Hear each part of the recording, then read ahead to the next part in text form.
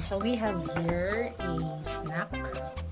It's an ABC chocolate with small cookies inside. So let's taste it.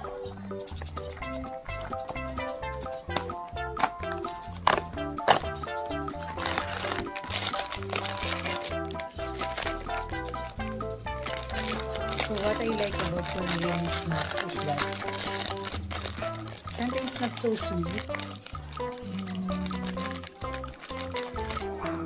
It's really delicious.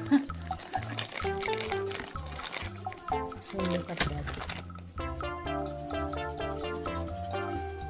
So it have cookies at the back and chocolate at the front.